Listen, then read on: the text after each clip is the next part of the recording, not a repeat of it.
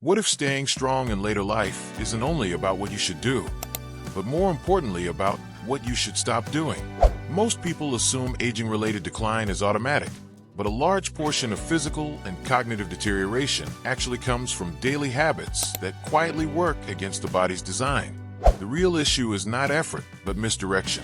Small lifestyle choices repeated over years slowly reduce strength, balance, circulation, and even mental sharpness.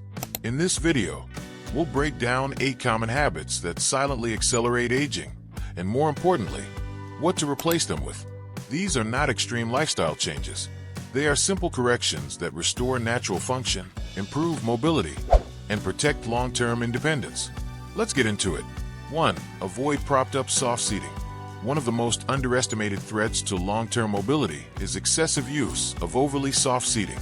Deep recliners and cushioned sofas feel comfortable in the moment, but they essentially remove all demand from your postural system. When the body sinks, the pelvis tilts backward and the spine loses its natural alignment. Over time, this posture shortens hip flexors and weakens the core stabilizers responsible for standing up efficiently. The result is subtle at first. You push off harder when rising. You lean forward slightly when walking, but gradually it becomes a dependency issue. The body forgets how to support itself. A better approach is to use firmer seating that keeps the pelvis neutral and forces active engagement of the sit bones.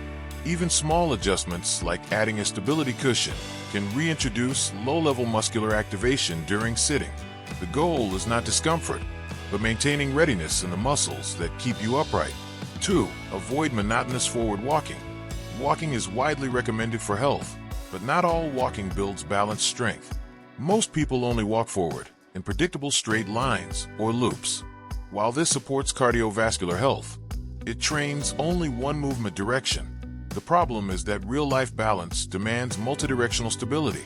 When you are bumped sideways or step awkwardly on uneven ground, the body relies heavily on lateral hip muscles.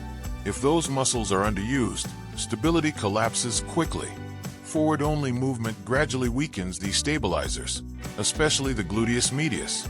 That's why some people develop instability even though they walk every day. A smarter approach is to introduce short segments of sideways or backward walking in a controlled environment like a hallway. This forces the nervous system to re-engage forgotten movement patterns and improves balance resilience in real-world conditions.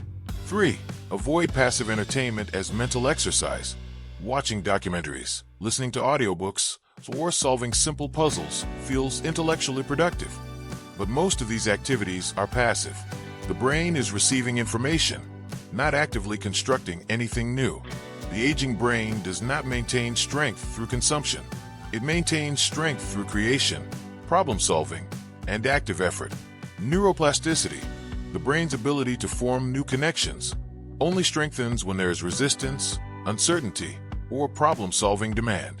This means passive entertainment can create a false sense of mental activity while still allowing cognitive decline to continue underneath. A more effective strategy is to regularly engage in activities that require output. Writing, learning a new skill, building something, or mentally calculating and recalling information. The key is effort, not entertainment. Mild struggle is what keeps the brain adaptable. 4. Avoid liquid nutrition dominance. As people age, there is a natural tendency to shift towards softer foods and liquid-based meals for convenience. Smoothies, soups, and shakes become common replacements for structured meals. While this seems practical, it removes an important biological function: chewing. Chewing is not just mechanical, it activates saliva production, stimulates digestive enzymes, and engages the jaw muscles that support long-term cranial stability. Without it, digestion becomes less efficient and the gut slows down. Over-reliance on soft foods can also contribute to reduced jaw strength and sluggish gastrointestinal activity, which often appears as bloating or irregular digestion over time. A better balance includes incorporating textured foods that require real chewing effort. Seeds, fibrous vegetables, and fermented foods all help maintain digestive rhythm and muscular engagement in the jaw and intestines. 5. Avoid continuous foot support habits. Constantly wearing heavily cushioned shoes or supportive slippers may feel protective, but it disconnects the feet from sensory input. The soles of the feet contain thousands of nerve endings responsible for detecting pressure, balance, and surface texture. When these sensors are over-supported, the brain receives less information about the ground. Over time, this reduces walking precision and makes balance more dependent on vision rather than natural proprioception. The result is a subtle but important decline in gait confidence and stability, especially on uneven surfaces. A healthier approach is occasional barefoot stimulation in safe environments. Simple exercises like towel scrunching or walking on firm indoor surfaces help reawaken foot sensitivity and restore natural feedback loops between the feet and brain. 6. Avoid algorithmic scrolling before sleep or after waking.